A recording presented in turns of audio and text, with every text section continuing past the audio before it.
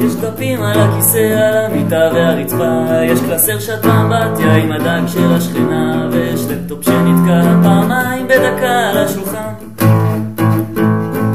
עברו שוב 9 שעות ושכחתי לאכול, מעדכן כל שנייה בפייסבוק שאני כבר לא יכול, ומהחברה נפרדתי אתמול כי זאת תקופת מבחנים.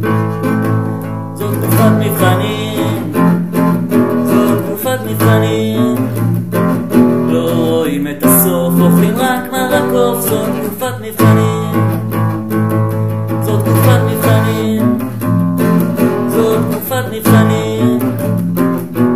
אני רק אומר שהלוואי ותיגמר כבר תקופת מבחנים, שאריות של פיצה נמצאות בכל מקום, קשרים של זבל מסודרים במערום, הכלים מצטברים על הכלים שהסתברו בכיור. לא יצאתי מהבית כבר 5 ימים, כבר לא זוכר איך חברים שלי נראים, לפעמים גם קורה שמסנן את ההורים בתקופת מבחנים. זאת תקופת מבחנים, זאת תקופת מבחנים, לא רואים את הסוף, אוכלים רק מרק עוף. זאת תקופת מבחנים, זאת תקופת מבחנים, זאת תקופת מבחנים. אני רק אומר שהלוואי שתיגמר כבר תקופת מבחנים.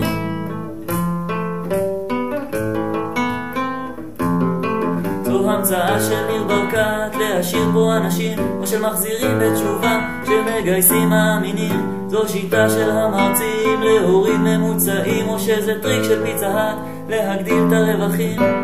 מה שדי בטוח הוא שכולנו מפסידים, מה שדי בטוח הוא שכולנו מפסידים, מה שדי בטוח הוא שכולנו מפסידים בתקופת מבחנים.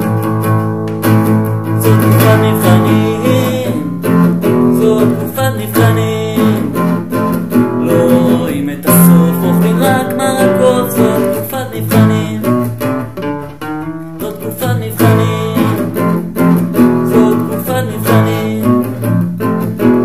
אני רק אומר שהלוואי ותיגמר כבר תקופת מבחנים. זאת תקופת מבחנים, זאת תקופת מבחנים, הפחד שולט בשביל זה יש מועד ב'. זאת תקופת מבחנים, זאת תקופת מבחנים, זאת תקופת מבחנים. גם כשתיגמר תהיה עוד כמה חודשים, עוד תקופת מבחנים.